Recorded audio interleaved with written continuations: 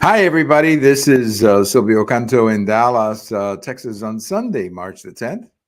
And welcome to our commentary. Well, I hope everybody had a good day today getting over or adjusting to the time change. I didn't realize it was going to happen today. I didn't learn about it until last night. For some reason, I wasn't paying attention to it this year.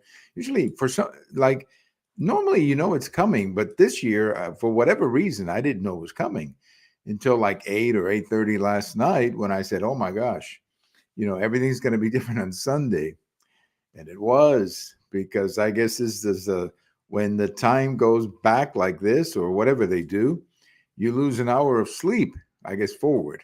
You lose an hour of sleep. So this Sunday, after the time change, you can just see it at church this morning. Everybody was kind of, sort of walking a little slowly because of the time change, but you get used to it in a couple of days. But man, this year it caught me by surprise, and that had not happened before. So next year I'm going to have to be more conscientious of the fact that it's going to be coming. I've got a post over at the American Thinker talking about the possibility of President Trump and President Biden having debates. Very likely that these are going to be the two nominees, at least right now. Now, I've said it many times, and I'll say it again. I don't believe that President Biden is going to make it to, I think sometime between now and the convention, they will figure out some way of getting him out. It could be like LBJ back in 1968 when LBJ simply said, "I'm not running for reelection." That could be, or it could be some other way.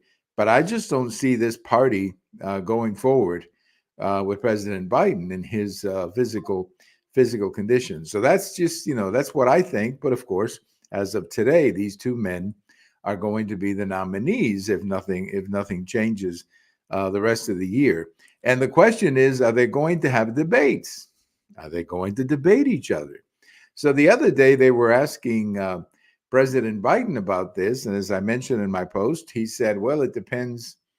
It depends on his behavior." What that means, I don't know. I don't know what that means.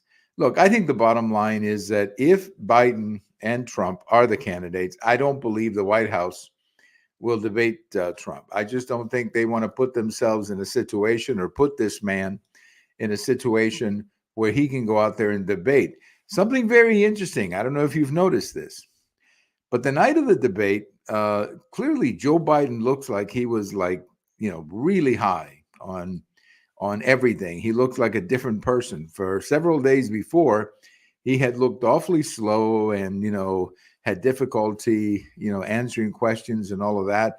And then after the speech, the last day or so, he's back to his old ways. Now, I'm not suggesting anything other than just what I'm seeing.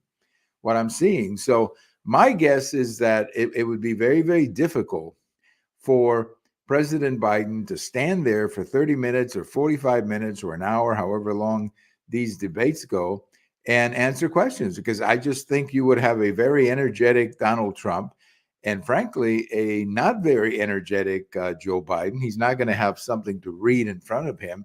He's going to have to answer questions. He's going to have to counter what Trump is saying. And, Trump is going to go after him with everything he has. So my guess is that there are not going to be debates. And as I mentioned in my American Thinker post, it's because he cannot do it. I mean, he simply cannot do these debates. He's not physically up to doing these debates, and that's why I don't think they're going to happen. I could be wrong. Not the first time I've been wrong, but I just have a very funny feeling that this is not going to happen. And we'll have I don't know how many of you remember that one year. I guess if I remember correctly, it was Nixon versus Humphrey. That would have been 1968, where Nixon was standing and there was an empty chair next to him, and he was answering questions from the audience. I think that's how it happened. So something like that may happen. Trump will try to debate him, but the Biden administration will say, "No, we're not going to debate this man because he's an insurrectionist," or something like that. That's where I think we're going. Now, of course, that might change if Joe Biden is not the nominee, which I'm still banking on him not being the nominee. I just don't see how the Democrats want to go into the election with him at the top. Well, another big story here the last couple of days as a consequence of that speech, which, by the way, the speech is not getting good reviews. I mean, some Democrats like it because they saw this very energetic, almost ridiculously energetic man who looked, that was fake. I mean, the way he was screaming and he looked fake. He didn't look like Joe Biden. He didn't look like a president, frankly, screaming like that, screaming at people. This is, after all, a State of the Union address. This is not a, convention speech where you can, go more in a partisan direction. He's talking to us as the president of the United States. He's addressing the Congress. There's not supposed to be this highly partisan speech. But if you remember during the speech, this lady congresswoman from Georgia said something about the young woman who had been killed. And he said, yes, she was killed by an illegal immigrant. And then the next day, or I think it was the next day or the day, a couple of days later, a reporter asked him as he was around the helicopter or the plane to go on a campaign stop. A reporter said, why did you use the word illegal? And he said, well, because he shouldn't be here. And then, of course, everything turns around, and now he's doing an interview with that fellow on MSNBC, and he's saying, well, I shouldn't have said the word illegal. Well, look, this is nonsense. This is nonsense. And this is once again a president who just doesn't seem to believe in anything. He believes whatever they tell him to believe. The reality is that we use the word illegal alien, not really illegal immigrant. The legal definition is illegal alien. And what that means is that you're in the country when you shouldn't be. You're basically violating the immigration laws of the country. That's what an illegal alien is. Doesn't mean he's a bad person. It doesn't mean anything personal about him or his family. It's just a legal definition, illegal alien. Now, the Democrats will say nobody's illegal. I mean, that's just utter nonsense. Of course there are people who are illegal.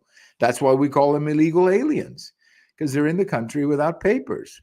I mean, my family came to the United States many years ago. I was 12 years old. I came here with my parents, and we came here formally. We came here correctly. So we were not called illegal aliens. We were called whatever we were called, green card or whatever, residence or whatever the legal word was. But illegal alien is simply a legal definition for someone who's in the country who shouldn't be here because he's breaking the law. Joe Biden knows that. Over the years, he has used the word illegal alien to talk about these people. But of course, now you have a Democrat Party that has just gone over the top, completely gone over the top, trying to protect people who are illegal aliens, and they shouldn't be doing that. They shouldn't be doing that. There is nothing immoral about defining the legal status of a person. You are an illegal alien if you're in the country illegally, meaning without papers. That's all that it means. And for President Biden to step back and say, well, no, I'm not going to call this man who allegedly killed this young woman an illegal immigrant because, I'm not going to somehow disrespect him and others. Who is he disrespecting? The guy is being accused of killing a young woman. I mean, my goodness, what has happened to the Democrat Party? You really have to ask yourself a simple question. What has happened to the Democrat Party? I mean, you go back, I've been watching these videos that they've been running lately about the Democrat Party and how they had expressed themselves just in the last 20 years about there's a video of Senator Chuck Schumer of New York saying that calling somebody an undocumented immigrant is simply mocking the fact that he's here illegally. And you have other videos of Democrats, talking about this issue in ways that are totally different. So what's happened to the party? It's a question I guess we can ask ourselves. And I just think the party has become hijacked. It's been hijacked by these people who don't understand the difference between legality and illegality, and people who want open borders, I guess. And they want open borders because, as we saw this week, the more people they have in their districts, the easier it is to keep the districts that they have, because you can be, the way we determine the congressional districts is by population, not by legal population.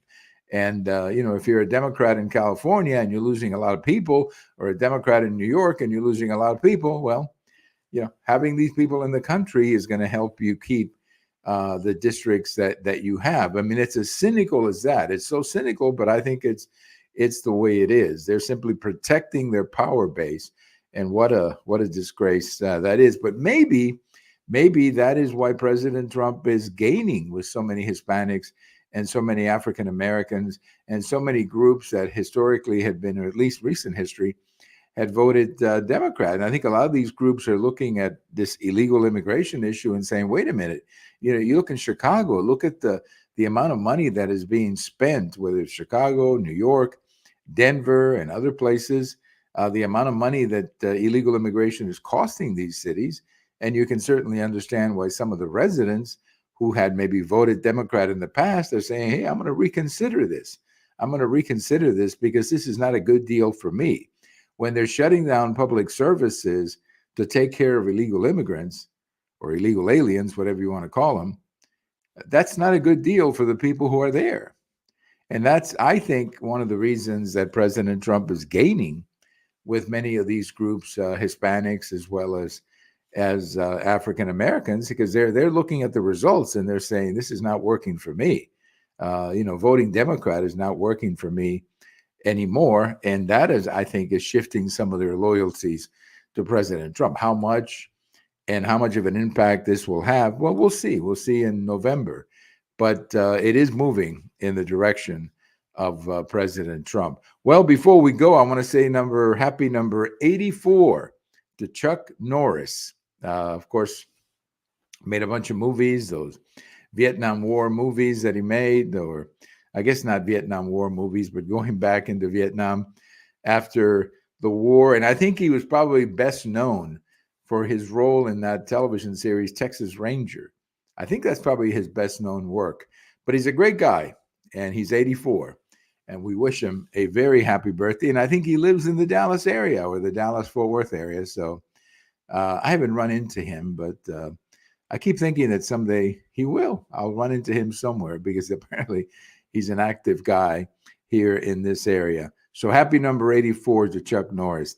Thank you for listening. Everybody have a great day, and we'll talk to you later. This is Silvio Canto in Dallas.